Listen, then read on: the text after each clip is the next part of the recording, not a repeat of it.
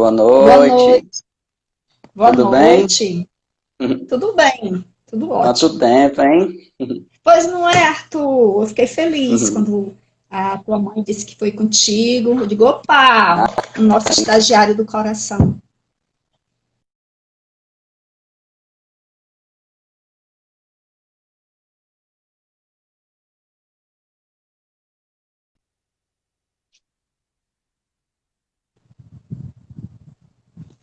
Melhorou?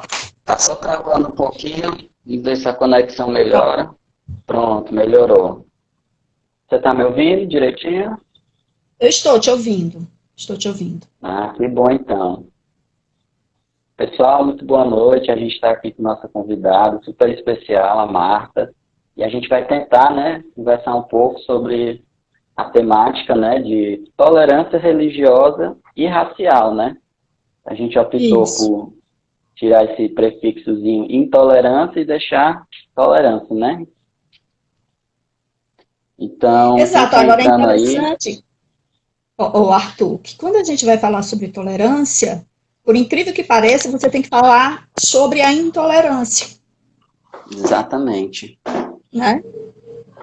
São coisas antagônicas, mas, por exemplo, a gente ainda vai adentrar esse assunto, mas que, principalmente o culto afro, sofre muito com isso, né? exatamente. No decorrer da live a gente vai tentar É, abordar todos esses aspectos, né, tão importantes. Então, quem exatamente. está entrando agora, muito boa noite. A gente está aberto sempre às perguntas. Então, vocês podem deixar as perguntas aí, que eu vou tentar anotar todas e a gente, Ah, o se o clube da tempo permitir, Civozinha, a gente deixa presente. responder todas. Né? Então, podemos começar, né? Vamos. Então, Marta, eu queria que Boa você noite. falasse um pouco. Boa Eu, noite. o Alex.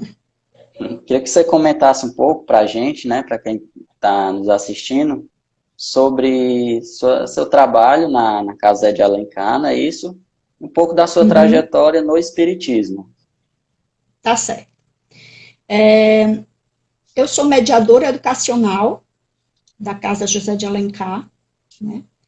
Eu comecei a trabalhar lá há 18 anos atrás. Eu vim transferida do departamento pessoal, né, da UFC para a Casa José de Alencar.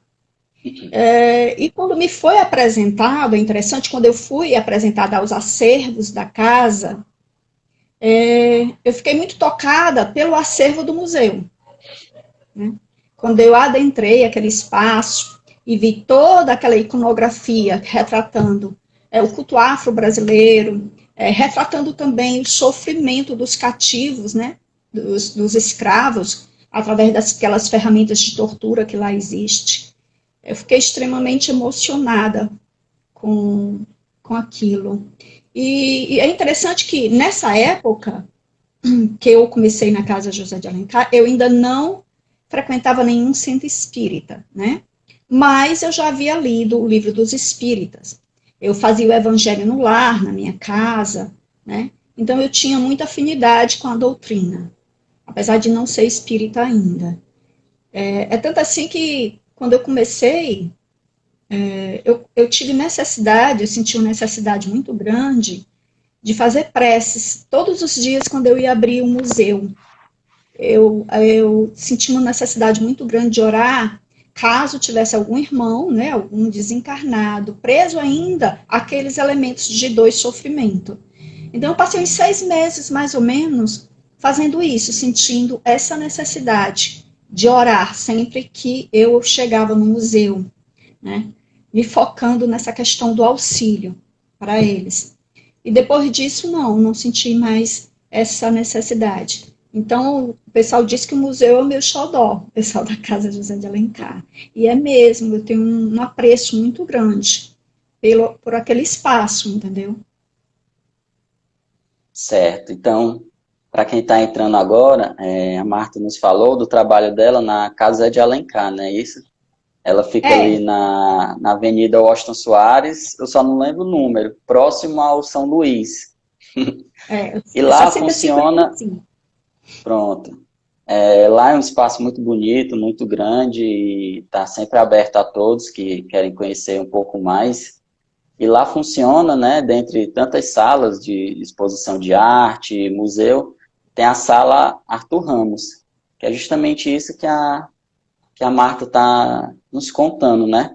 Então eu queria, Marta, que você falasse um pouco do que é essa sala Arthur Ramos, né, esse museu do Arthur Ramos, quem foi ele, o que é que a gente pode encontrar nessa exposição. Deixa eu falar primeiro dos outros, né? Porque senão o pessoal, meus colegas vão me matar. Então, gente, assim, meu trabalho se refere ao quê? Eu e todas as outras mediadoras culturais, né? Nós recebemos e acolhemos as escolas, né? Os turistas, os diversos grupos que nos chegam. E aí a gente vai fazer todo um contexto histórico, literário, social das obras, né? Dos acervos que lá se encontram. Então, há acervos como a Pinacoteca, com quadros que retratam os livros do Alencar, obras, telas do Descartes Gadelha retratando o romance Iracema. Nós temos a casinha, né, que caracteriza, simboliza o sítio Alagadecho Novo, a casa do Alencar, onde Alencar viveu, e temos também o Museu Arthur Ramos, né. Eu recebo no museu, como eu falei, as diversas escolas. No decorrer do meu atendimento, eu comecei a perceber que muitas pessoas, e inclusive escolas, quando eu falava o teor abordado no museu, que era relacionado aos cultos afros brasileiros, muitas pessoas não queriam visitar o museu, né? Assim como também algumas escolas. E aquele acervo, ele pertenceu ao antropólogo alagoano Arthur Ramos. Arthur, ele vai fazer faculdade de medicina em Salvador, né? E ele recebe o título de doutor, né, de ciências médicas cirúrgicas. Escreve nessa época o livro Primitivo e a Loucura, que inclusive chega a ser elogiada por Freud. E aí ele começa, ainda fazendo a faculdade de medicina, ele começa a adentrar no ramo da antropologia. Começa a escrever artigos falando sobre o folclore brasileiro, né, sobre o negro. E aí ele começa a se dedicar muito mais até à antropologia. Ele também chega a fundar um projeto para montar secretarias de saúde mental dentro das escolas, né, porque ele percebia essa necessidade. Arthur, ele, vamos dizer assim, uma coisa interessante, que ele, quando ele começa a estudar aquele mundo, aquele universo, né, do culto afro-brasileiro, ele vai estudar a possessão, né, dentro do culto afro-brasileiro, como psiquiatra, né, um psicanalista, ele vai estudar todo esse mundo, né. Com o tempo, ele vai fazer suas pesquisas dentro do terreiro, principalmente do terreiro da Mãe Menininha do Cantuá. E ele acaba se transformando em Ogã. Né? E é interessante que quem era o Ogã? Você sabe que o culto afro-brasileiro, ele era perseguido, né? Ele era proibido por lei, inclusive. Né? E aí, o que os terreiros faziam? Eles escolhiam uma pessoa que era branca, influente, do nível social elevado, que tivesse muito conhecimento político, né? Que fosse aceito para se tornar um protetor do terreiro.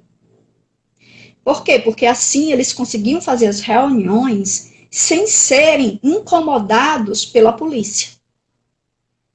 Então, a maioria dos terreiros naquela época, eles escolhiam alguém influente para isso. E assim, com o relacionamento desses ogãs, o terreiro era deixado mais à vontade pelas autoridades policiais. E Arthur foi, então, receber esse convite, né, da Mãe Menininha do Cantuá, e aceitou, se tornando ogã do terreiro, assim como Nina Rodrigues, que também foi ogã do terreiro da mãe Menininha do Cantuá. Uhum. E quando a gente fala também, né, é uma história assim que a gente percebe que tem muita da perseguição, né, do culto afro-brasileiro, né, e por mais que isso seja uma discussão tão atual, ainda tão forte, que a gente tem tantas histórias para contar, ela remete teoricamente, né, do descobrimento do Brasil, quando os portugueses chegavam e impuseram sua religião, suas crenças, em detrimento de toda aquela diversidade das crenças indígenas, do contato com a floresta. Então, a gente pode perceber que, por mais que seja uma temática tão atual, ela remete desde muito tempo, né? E que a gente ainda está nessa luta constante para tentar, de certa maneira, pelo menos amenizar, né? Buscar a pergunta que eu vou fazer posteriormente, um diálogo entre as crenças, entre as religiões. Então, quem está entrando agora, muito boa noite, muito bem-vindo. Vocês estão abertos para fazer perguntas. E, Marta, eu queria que você falasse também do que motivou você, do que lhe interessou esse trabalho, né, no Museu do Arthur Ramos e toda essa temática da religiosidade, a questão racial. Deixa eu só voltar aqui um pouquinho. A gente falou sobre essa questão, inclusive, né, dessa perseguição, porque no Código Penal de 1890 havia, dizendo que havia uma laicidade, uma liberdade religiosa. Mas aí o que eles faziam? Num dos artigos, eles especificavam, né, que não poderia haver questão de utilização de ervas, sabe? A abordagem do artigo se referia a características do culto afro, né? Então, muitos desses terreiros, eles eram invadidos pela polícia, seus integrantes eram presos, sofriam um processo, e as coisas eram apreendidas, né? Uma das coisas que os advogados de defesa faziam naquela época, né, e que em 1940 houve um novo código, mas ainda trouxe algumas das características do passado. Então, essa perseguição continuou acontecendo durante todo esse tempo, olha só. É muito tempo, né? E aí,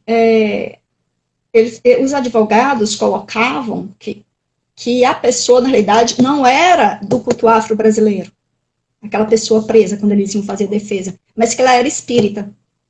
Porque o espiritismo era aceito, né?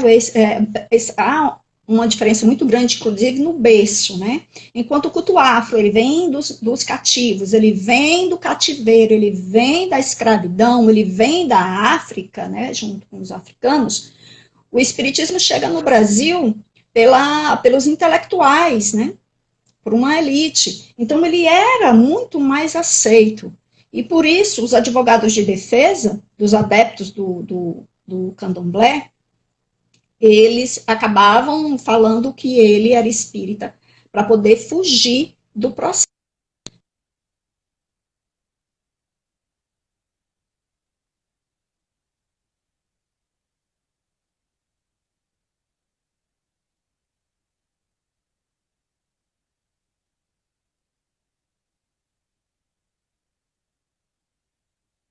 Para mim aqui está travando um pouco. Pronto, voltou, eu acho.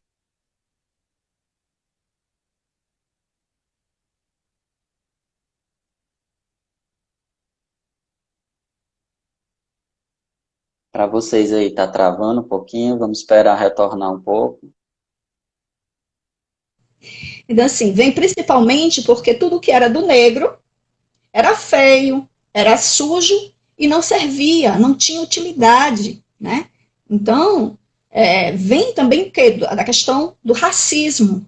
Né? Todo esse preconceito sofrido pelo culto afro está intrinsecamente ligada ao racismo também. Né? A gente observa que de uns anos para cá, de 2011, houve uma intensificação, inclusive, um retorno à intensificação relacionado como é que se diz, ao preconceito ao afro-brasileiro.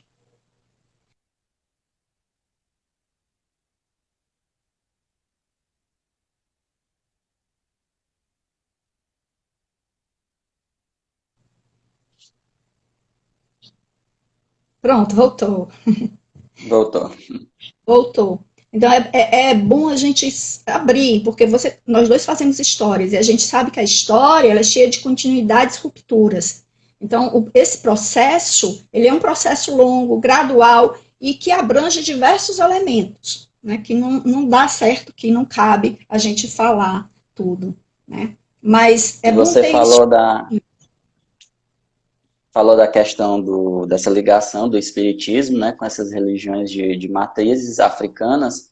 Era muito comum no início do século XX, até metade, de você ter o nome espiritismo sempre antes do próprio nome daquela casa, daquele centro, que tinha sua conexão com as religiões de matrizes africanas, justamente para tentar, de certa forma, barrar o preconceito, toda a perseguição que existia, porque realmente o espiritismo, quando veio para o Brasil, ele tinha esse viés mais dos intelectuais, de alguns militares, então, de certa forma, ele era, digamos, mais bem visto do que essas religiões. Então, era super comum você ter casa espírita sendo colocado em fachadas desses locais que eram destinados à prática de religiões de matrizes africanas.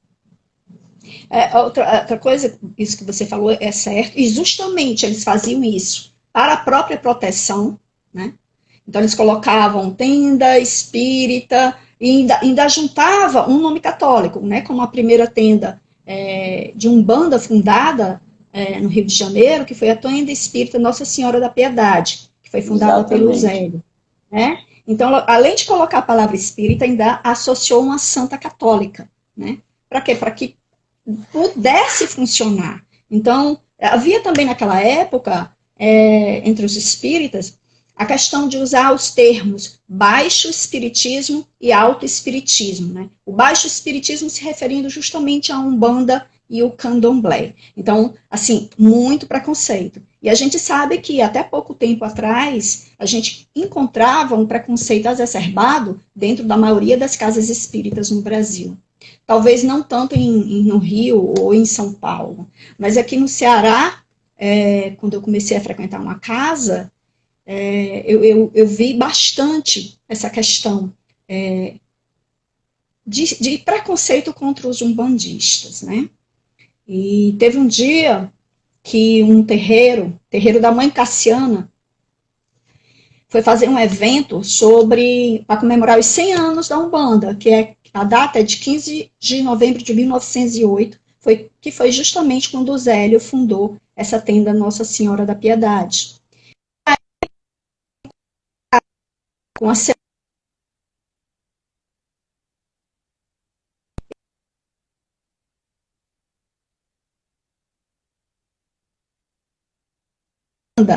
que na época era secretário de Fortaleza, né, da Prefeitura de Fortaleza, e trabalhava com os assuntos raciais, e ele estava na palestra de abertura, eu também estava, e quando eu estava lá na palestra, falando sobre a desmistificação da Umbanda, os umbandistas me questionaram, né, que eu frequentava o espiritismo e tal, era da doutrina, perguntaram para mim, Marta, por que o espiritismo é tão preconceituoso contra a Umbanda? Eu falei para eles, olha, o espiritismo não. Agora, os espíritas podem ser.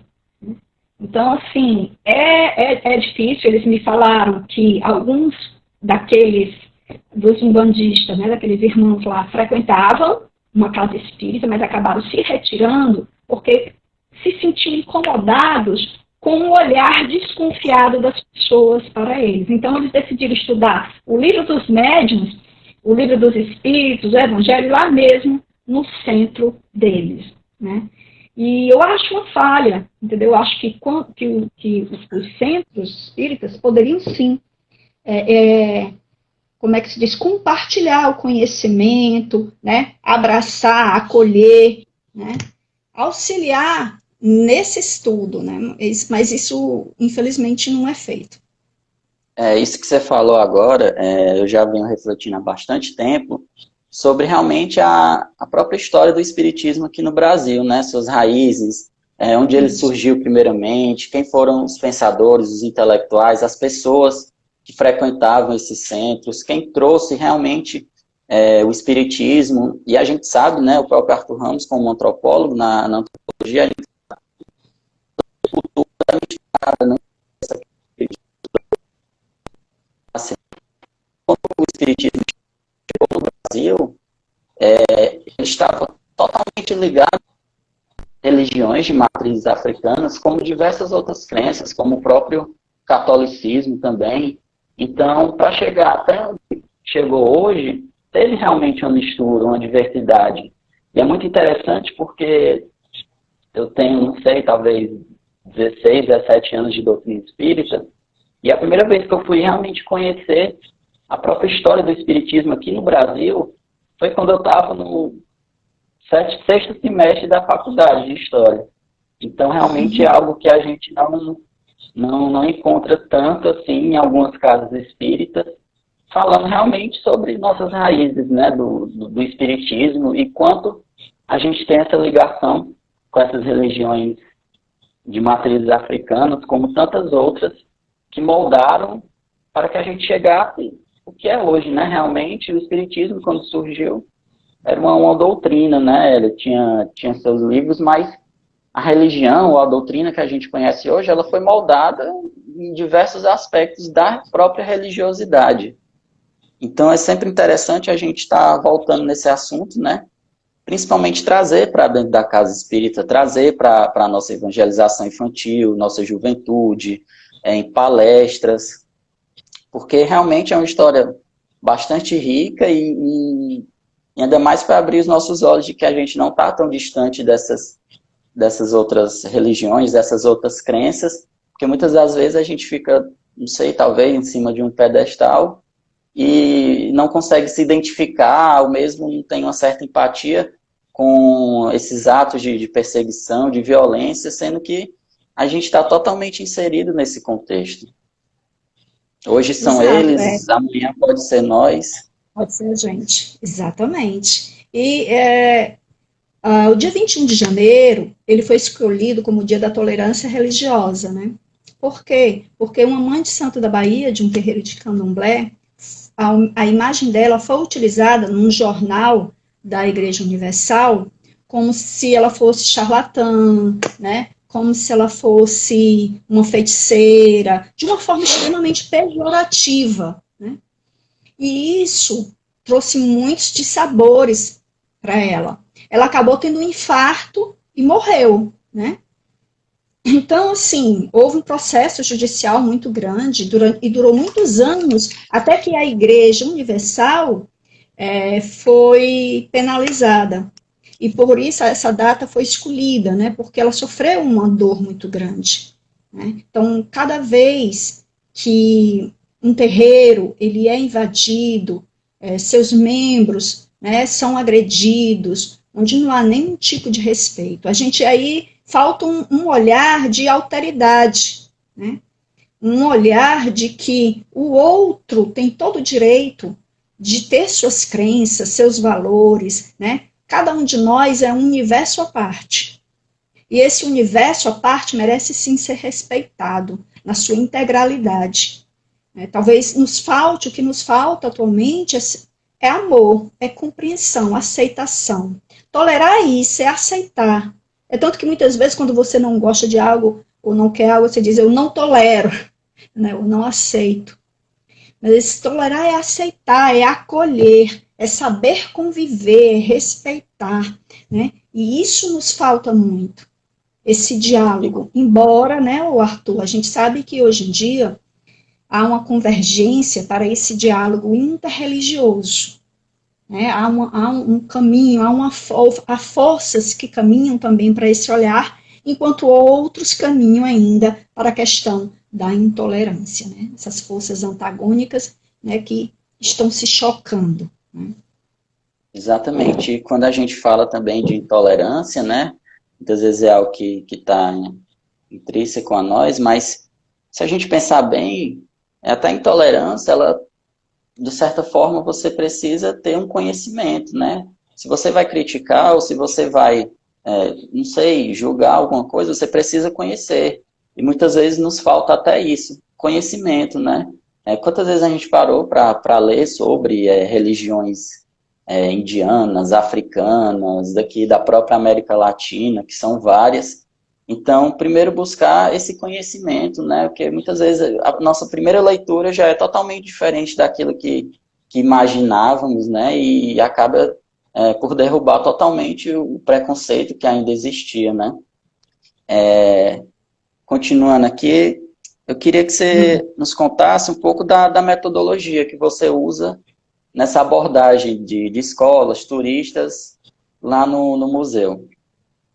Assim, você sabe que a cada grupo que chega, a gente tem um atendimento diferenciado de acordo com a faixa etária, de acordo com o atendimento. Então, assim, Exatamente. o atendimento que eu vou dar para um grupo de idosos vai ser bem diferente do atendimento que eu vou dar para as crianças, né? Porque eu tenho que pensar até que o idoso, ele cansa mais facilmente, ele não consegue ficar muito tempo em pé, então vai ser de acordo com a clientela, o atendimento ofertado. Nós tínhamos na Casa José de Alencar, relacionado ao museu, como eu te falei, um problema grande devido a isso. Às vezes, algumas escolas, quando traziam crianças, que eu dizia, olha, o museu, eu vou falar um pouco sobre as origens dos cultos afros brasileiros. E aí, o que acontecia? Aí a professora dizia, não, então não precisa não. A gente só vê isso aqui, só vê a pinacoteca, mas o museu a gente não quer. Outras vezes, eu levava turista, né? Então, quando o turista chegava e que eu falava ali o museu, que ele começava a olhar, eles saíam, entendeu? Ah, isso eu não quero ver, não. Então, assim, eram situações constrangedoras para mim, extremamente constrangedora, né? E eu acabava me sentindo, de certa forma, cúmplice, porque eu tinha que aceitar, né, aquela situação. Então, eu, de certa forma, me sentia cúmplice e ficava muito triste com o que estava acontecendo. Outra dificuldade era passar para as crianças de 5 a 10 anos algo difícil para compreensão, para eles absorverem, que era a origem dos cultos afros, né? Então, havia também essa dificuldade. Aí, então, aconteceu um dia, deu achar que poderia fazer um trabalho com as crianças de 5 a 10 anos, trabalhando a questão da tolerância racial e religiosa através de uma contação de história. Isso é o projeto que eu desenhei, né? Começou em 2016, esse projeto, que é o projeto de contação de história, Vovó Maria Conga e a menina que se chamava Algodão.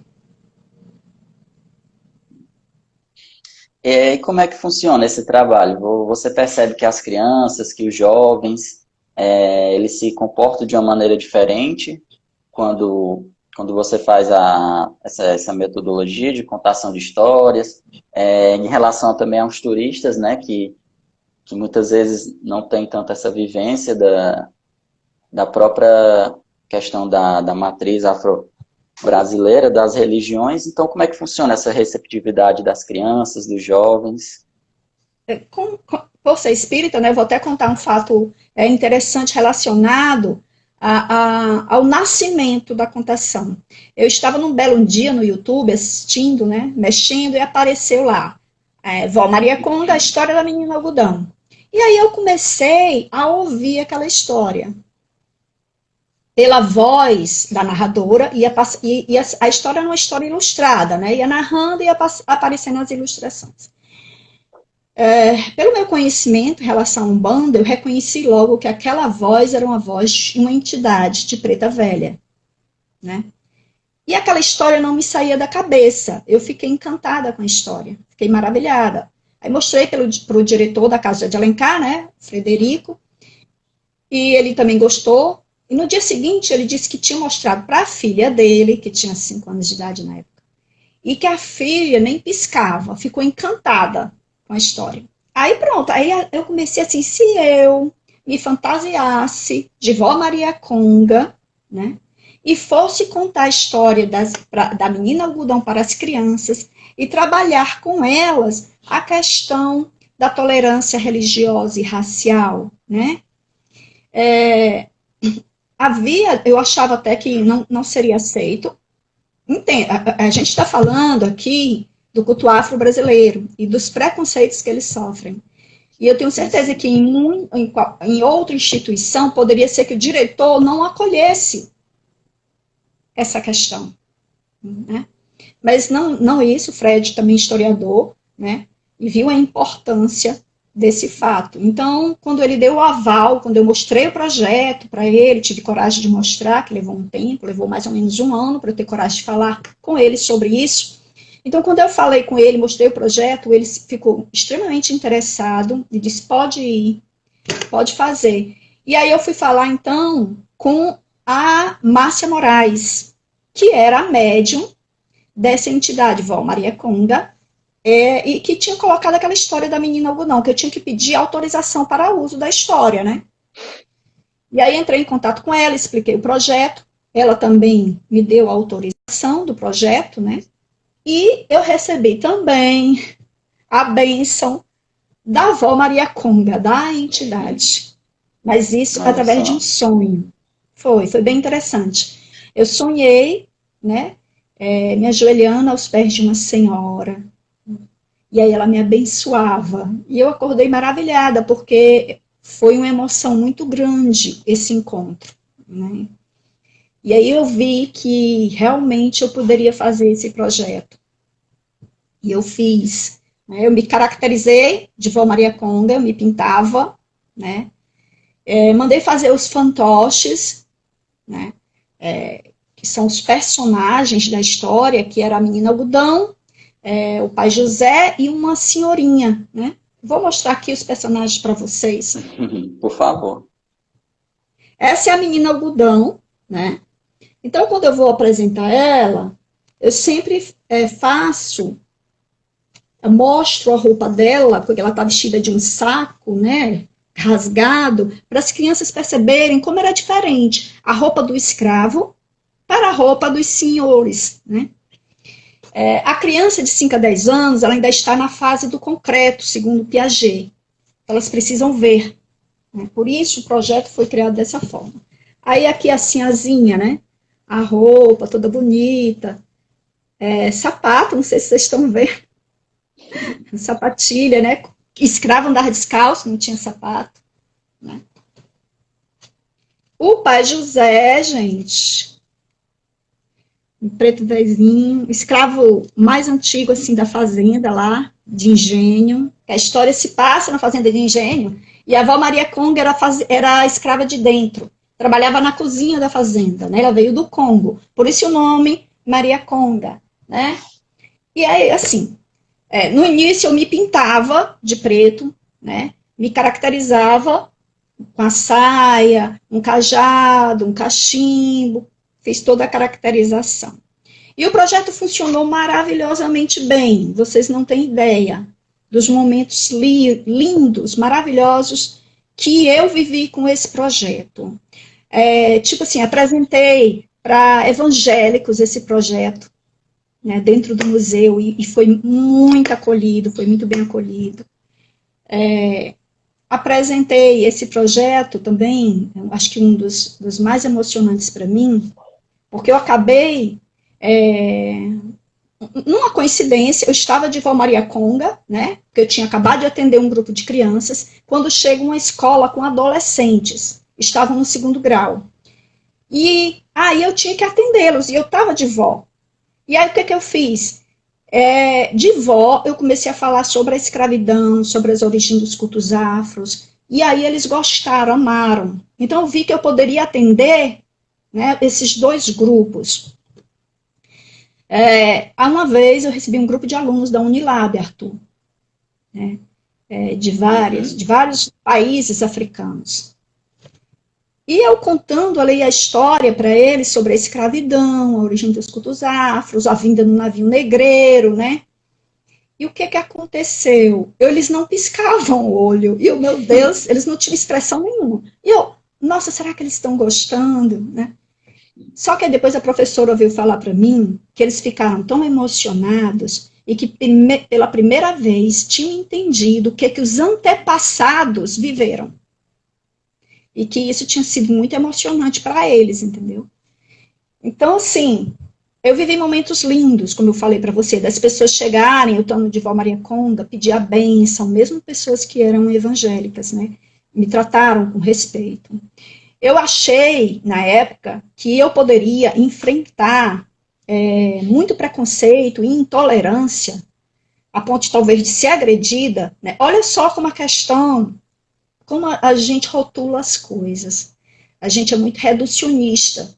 Eu pensei que eu ia enfrentar a intolerância dos neopentecostais. Eu pensei que eu poderia enfrentar a intolerância de pessoas racistas brancas, né? Mas, por incrível que pareça, eu enfrentei a intolerância do movimento negro do Brasil. Tanto em Salvador como no Ceará, né? O que fez com que eu tivesse que modificar o projeto, né? No primeiro momento até cheguei a pensar em desistir, sabe? Mas a causa era muito maior que eu. A causa, porque eu acredito numa sociedade melhor, com muito mais respeito e tolerância. Então, a causa era maior do que eu. Então, eu engoli a dor, né? E isso foi terrível para mim, que aconteceu num evento que eu fui no museu com a minha amiga, minha colega de trabalho na Bahia, e lá uma estudante do movimento negro, ela só não me agrediu, só não bateu em mim, mas me ofendeu com palavras, né? Não permitiu em nenhum momento que eu abrisse minha boca e falasse sobre o projeto, né? Então, assim, as coisas são muito complexas, e as variáveis são muito grandes. Então, assim, quando a forma do oprimido, a linha do oprimido passar para o opressor, ela é muito tênue, sabe, Arthur? E a intolerância, eu percebi, foi um grande aprendizado, porque a avó me mostrou que a intolerância está em nós, e de diversas formas, né? E foi isso que eu percebi com aquela experiência difícil, muito difícil. Eu chorei muito, muito mesmo.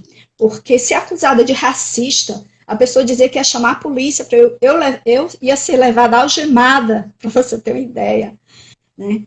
Foi muito difícil para mim, porque a minha intenção sempre foi o quê? Combater a intolerância, né? Abrir os horizontes, esclarecer sobre o culto afro, esclarecer sobre como foi difícil, né, para os escravos, o contexto histórico da libertação para cá. Então, é muito difícil você, trabalhando para que isso, para acabar com a intolerância, sofrer a intolerância, justamente daquele que você quer ajudar, né? Foi essa situação que eu vivi em Salvador. E foi mais interessante, assim, quando eu saí do museu com a minha amiga, assim, nós duas estávamos extremamente abaladas, que a gente não conhecia ninguém lá no museu. Nem a diretora do museu, essa moça, permitiu que falasse, né? E ela achava que eu estava fazendo blackface, entendeu? Essa foi que eu estava fazendo blackface. O blackface, você sabe, foi algo que aconteceu no passado nos Estados Unidos, pelo cinema americano, quando eles pintavam o rosto, o negro não podia trabalhar no cinema, não tinha atores negros. Mas aí eles interpretavam o negro de uma forma pejorativa. Nunca eu fiz isso. Nunca. Assim como o nosso maracatu se pinta de negro, mas não faz isso de uma forma pejorativa, né? E mesmo aqui, né, eu também, quando eu cheguei de lá, levei levei lá, sofri intolerância lá, quando eu chego de lá, sofro aqui. Por algumas pessoas do movimento negro cearense, né? E a pessoa me viu na casa de Alencar, não quis ouvir o projeto, também do mesmo jeito, um professor. E ele saiu, foi dizer por aí que na casa de Alencar tinha uma mulher se pintando de preto para vender acarajé. Foi isso que ele saiu dizendo, por incrível que pareça. Mas eu sei também que tem pessoas dentro do movimento, claro, que são super coerentes, né, e não lidam com essa questão da agressão, né, e sim do esclarecimento, que é o que eu acho, a educação, o esclarecimento, o diálogo, é o que são agentes transformadores da sociedade em que vivemos. Então, tendo em vista isso, com receio de ser até agredida, eu tive que modificar, né, e aí eu solicitei a minha amiga do Museu da Boneca de Pano que fizesse a avó Maria Conta. Aqui ela fez, eu recebi, tem uma semana que eu recebi, na realidade, e ainda não estreei, né, eu ainda vou fazer, vou gravar com ela, né, e com os outros fantoches. Se vai dar certo no retorno, né, da Casa José de Alencar, contar a história da menina algodão nessa forma, né? Mas eu posso aqui fazer a voz da avó para vocês verem. Vocês querem? Por favor. Eu vou cantar a musiquinha, que ela chega cantando uma musiquinha, tá certo? Filho, se você me ajudar, é só piscar na vovó, que ela vem te ajudar. Zé, filho, se você quer ajudar, é só pensar na vovó, que ela vai te ajudar.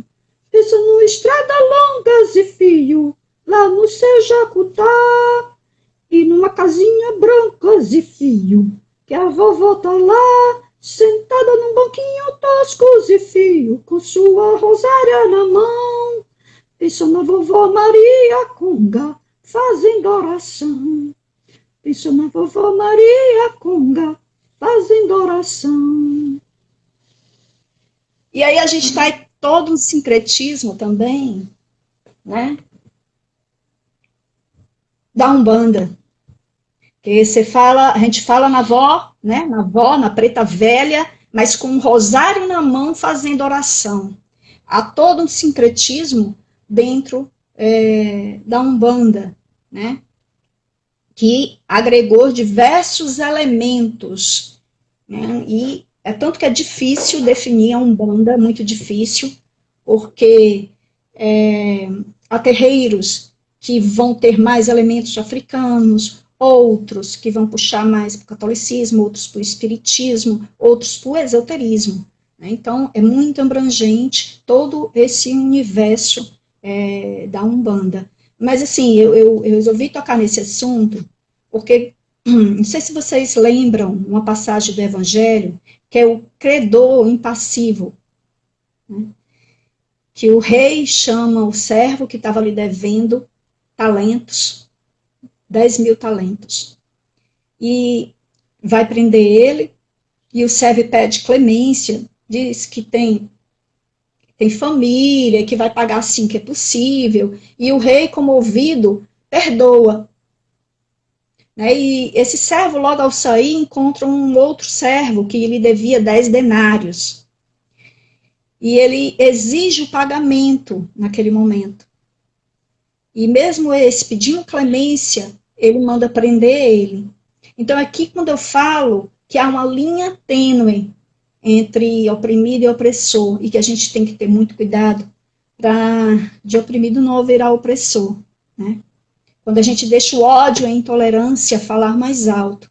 Por isso que a tolerância, a questão da aceitação, ela é essencial. Porque essa aceitação, a gente que conhece, né, e lê bastante o Evangelho, a gente sabe que vem do amor. Como diz, o amor constrói. E o ódio só desfaz, destrói. Então, eu não acredito que a gente possa enfrentar esse problema do racismo e do preconceito racial, religioso. Preconceito, esse racismo, ele é muito estrutural em nossa sociedade. Muito estrutural.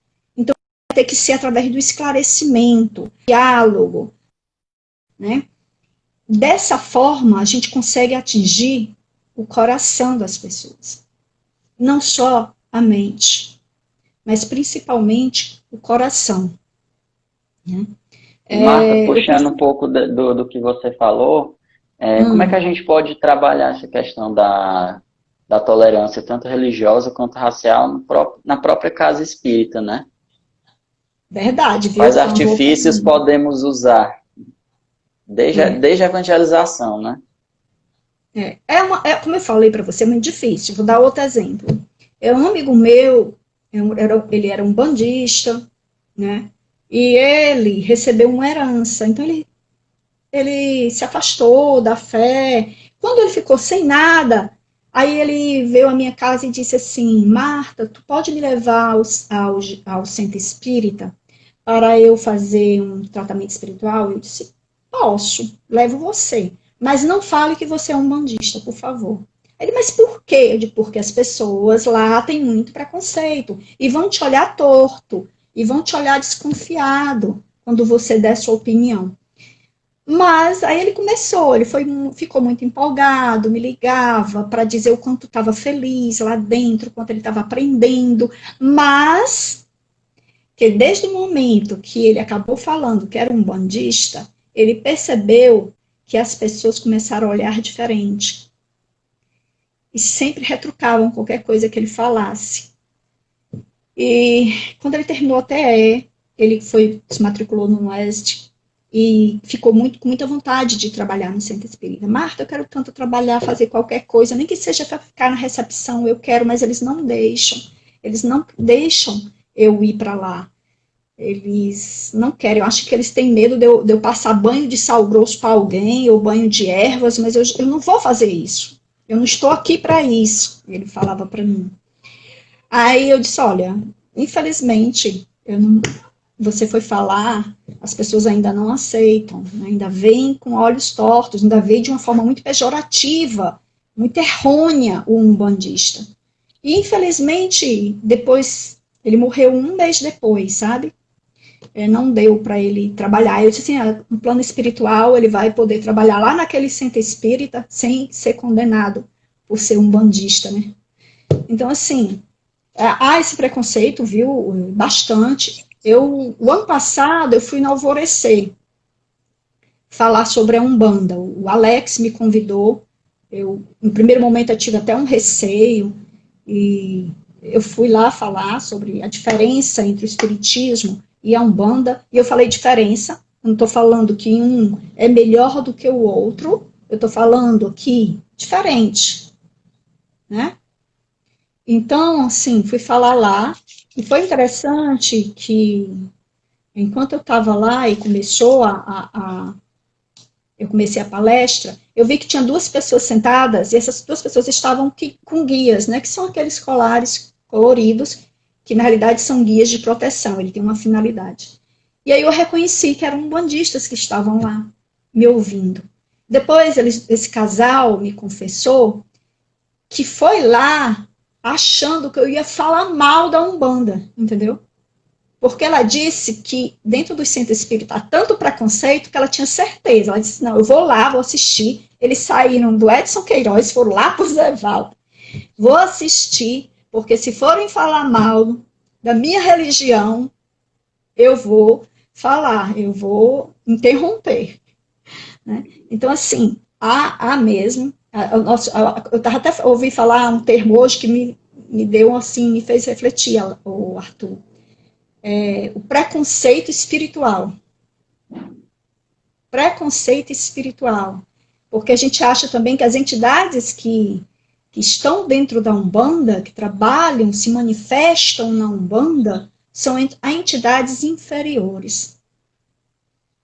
Eu digo que não. São aprendizes como nós. Porque eu estou aqui conversando com você, eu não sou um espírito elevado, não, eu sou um aprendiz. Mas nem por isso eu não tenho algo a contribuir. A maioria das comunicações, na realidade, são dadas por espíritos ainda imperfeitos como nós. E todos nós temos algo a oferecer. Basta ter amor e desejo de ajudar. Pelo menos é assim que eu entendo. Assim que eu entendo que cada um de nós pode fazer sua parte. Pode colaborar com os talentos e todo o acervo, né, aprendido com as vidas passadas. Eu acredito que, também dentro desse assunto, que do período que a gente está vivendo, esse período tão sombrio, que realçou, né, não que não existisse, mas que realçou algumas camadas que muitas das vezes a gente desconhecia, até mesmo dentro da nossa própria casa espírita. E eu entendo, e eu também reflito muito sobre isso, de ter realmente essa abertura das casas espíritas para discutir realmente essas questões de ordem religiosa, de ordem racial, que muitas das vezes são completamente inexistentes. Como eu disse aqui, eu fui compreender, fui ler sobre o que era a própria história do espiritismo, sexto e sétimo semestre da faculdade de História, porque são questões que ninguém encontra, que não é comentado dentro da casa espírita, na evangelização.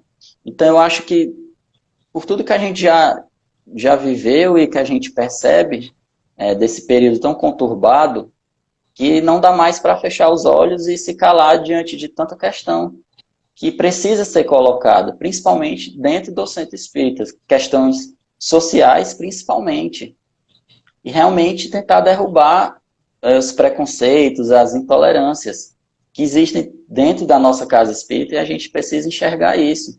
Então é interessante também a gente começar desde a evangelização infantil, que é com certeza o trabalho mais importante dentro de uma casa espírita, para quando aquela criança, aquele jovem estiver mais lá na frente, ele esteja apto para discutir essas questões, esteja aberto para compreender, para entender que existe toda uma diversidade e que não ficar completamente fechado naquele mundo. Então, realmente, né, a minha perspectiva da própria casa espírita está aberta a discutir essas questões como a gente está fazendo aqui, né? E às vezes a gente não para refletir quanto tempo demorou para que tenha uma iniciativa como essa, como tantas outras. Muitas vezes numa palestra a gente fica muito fechado no evangelho, sendo que o evangelho é a prática. E onde é que está a prática? Fica restrita só ao centro espírita? Então é sempre importante a gente estar refletindo sobre isso. E para encerrar... Existe muito tabus ainda, né, o Arthur? E você está coberto de razão. Às vezes eu estava pensando, a gente fala tanto do evangelho no centro espírita, tanto, mas eles texto histórico, social e político que a gente vive. Não se fala, são tabus, não se falam, entendeu? E aí, o que acontece? Continua a questão do preconceito, da intolerância, ela não é trabalhada, na realidade, né? Ela acaba, porque não há um diálogo, não há uma discussão sobre essas questões.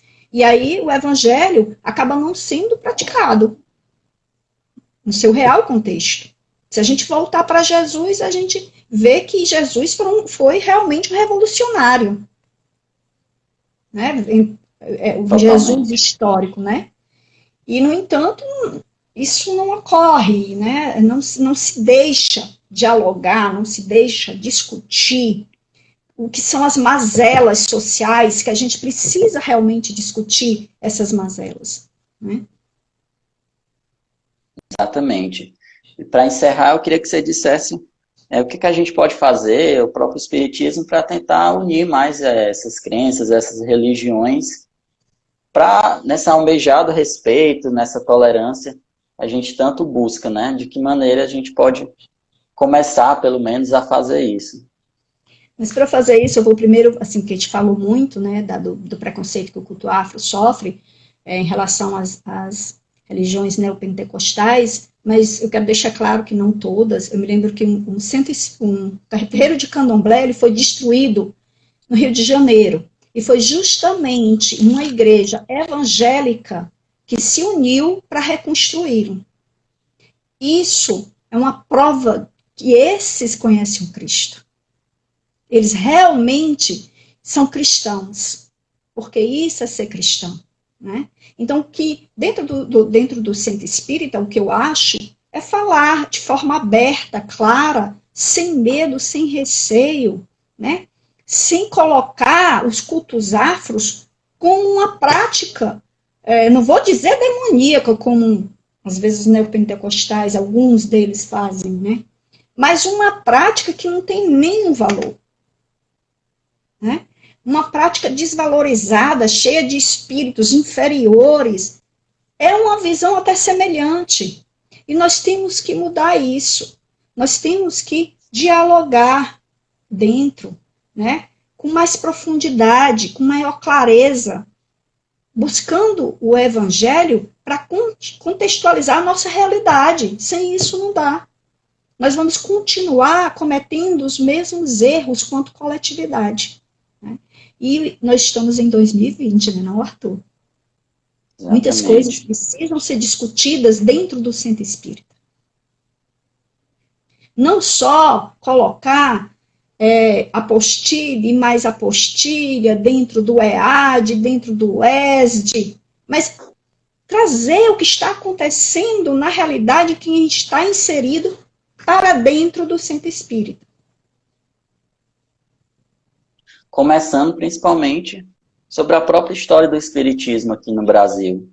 Como se formou, sua constituição, de onde ela surgiu, né? Então, quando a gente começar a buscar entender essas questões, a gente vai encontrar uma proximidade tamanha com esses cultos afros, com os evangélicos, os católicos. Então, realmente, né, a reflexão que fica é a gente está sempre buscando, principalmente no nosso cotidiano, claro, mas também na casa espírita, essa aproximação com as outras religiões, né? É interessante, por exemplo, né, chamar outros representantes de outras religiões, de outras crenças, para o centro espírita, ou os representantes do centro espírita para outras casas, e por aí vai, né?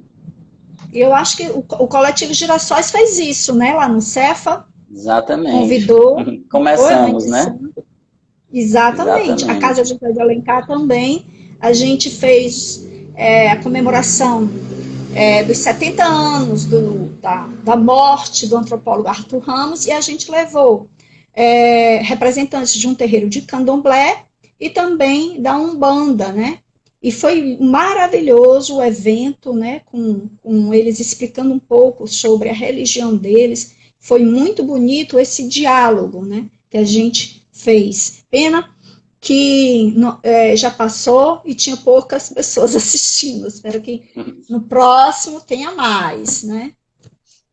Pessoal, queria agradecer a presença de todo mundo. A live vai ficar salva aqui no Instagram do Girassol. Agradecer a nossa convidada Marta. Eu tentei unir algumas perguntas que foram surgindo aí a nosso tema e espero que tenham sido respondidas. Então, muito obrigado a todos e boa noite. Obrigada, gente. Beijo. Tchau, Arthur. Tchau. Boa noite. Boa noite.